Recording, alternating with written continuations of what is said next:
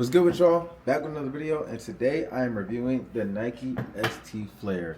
I remember when these got posted maybe a month or two ago, and the leaks of them and everything about the release. They're China only. Everybody was a little bit upset, but they did look really good and really interesting. And I happened to get my hands on a pair slightly after the release, which was June 1st in China, I believe. Shout out YY Sneaks again for getting me a pair of these.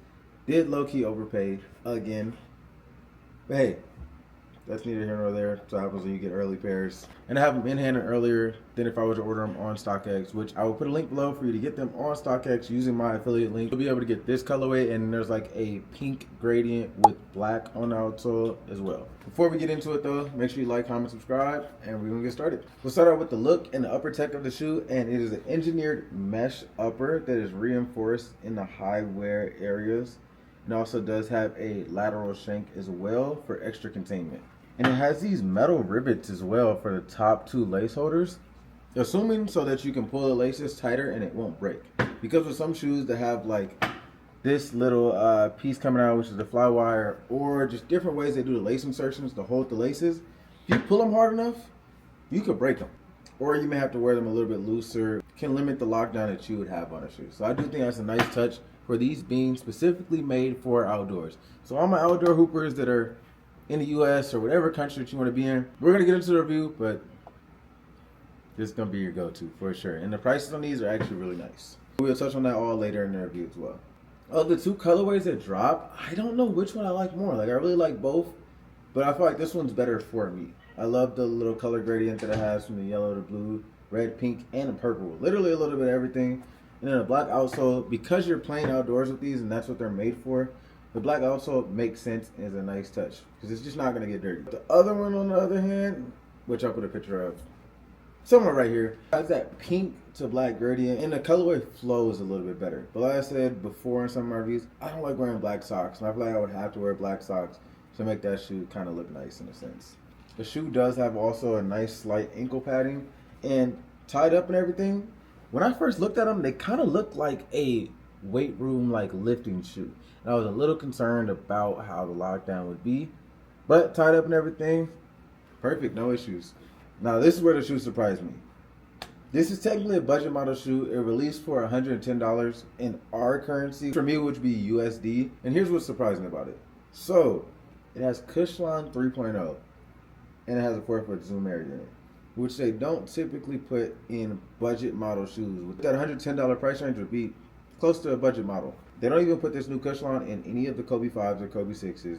The Ja 2s are still rocking Phylon. The only one that has Cushline 3.0 is the Sabrina 2s. So a very nice touch. Before I even looked up the tech specs and I did the shoe review, when I did my little heel compression test and got to wear them around and everything, I was actually really shocked with how nice the cushion felt underfoot.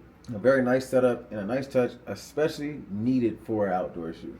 And I forgot to show you guys this earlier, but they do have a similar colorway, but they're like reversed on each shoe, with the heel counters having different blue and red, and the color gradient going in opposite directions for each shoe.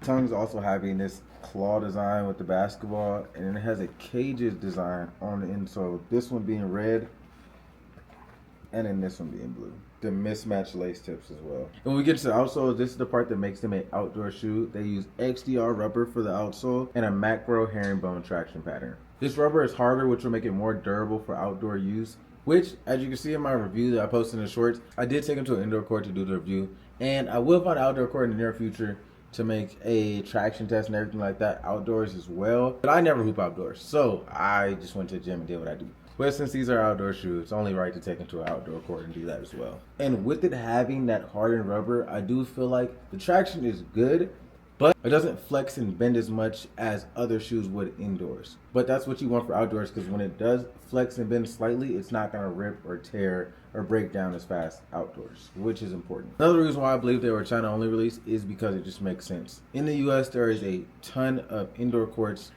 on every corner that you can go play basketball. From LA Fitness, I go to a Lifetime.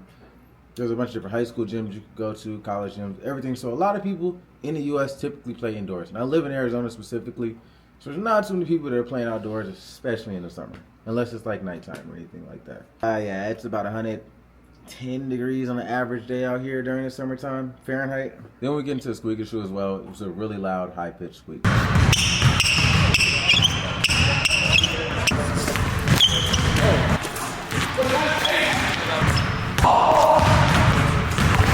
And for the fit of the shoes, this engineered mesh was actually really comfortable and soft. And for first wear, it didn't need any break-in time. But I will say, if you have wide to normal feet, I would go a half size up if you don't like your shoes snug.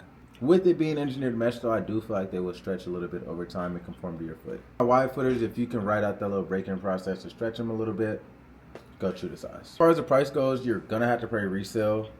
Unless you're in China, I don't really know how it works out there. But for those that are in the United States, resale for the black pair is about $130, I believe, last time I checked. On the link below on StockX, and this colorway is between $220 to $230. If you just really want the shoe and you want to hoop outdoors, I would just buy the cheaper option personally. Both of them will be linked down below though for you to purchase and get what you want. I don't really know how the market's going to work with these. Since they're not like a super hype shoe or anything, I do know that people really like the look and the colorway and we're interested in them because we couldn't get them. And I feel like that's with a lot of things. When you can't have it, it's like, damn, I really want that shoe. I'd pay, not whatever, but a decent amount to get them. But for resales and everything like that, since they're not super hyped, I do feel like the prices on StockX and everything probably will drop closer to that 110 retail point that it originally was in China. So if you want to wait out to get this colorway, they'll probably drop closer to that $150 to $180 range. For the weight of these, they came in at 399 grams. Average weight for my shoe size is 370 to 400 grams. So it fits in that average range. And I do feel like I need to start adding this in as well because weight plays a factor.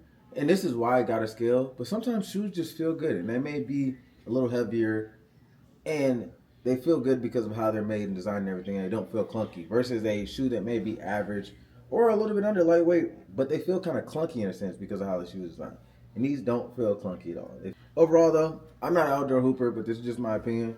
For all those that do play outdoors and hoop and everything like that, this is definitely your best option in terms of outsole durability, 100%. And I know a lot of people hoop in budget models and cheaper shoes and everything like that so that they can play outdoors, and if they beat them and everything, they don't really care and they can get another pair. For this price point, at the black pair being $120 to $130, it's a great, cheap outdoor shoe option. Comfortable, has all the tech specs and everything of a signature athlete shoe with the Cushline 3.0 and the Air Zoom. It has some fly wire in it and an engineered mesh that's super popular in a lot of the Nike models. So if you want to get you a pair of the Nike ST Flares, go ahead and click the link down below. And that is my full review on the Nike ST Flares. I will be doing a couple more reviews in the near future. I've luckily been posting a YouTube video every single day.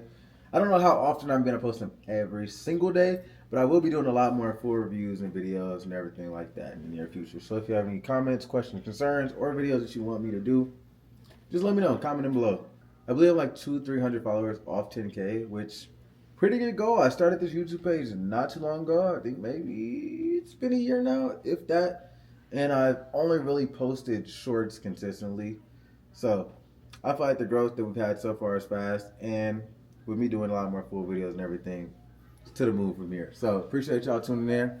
Catch you on the next one.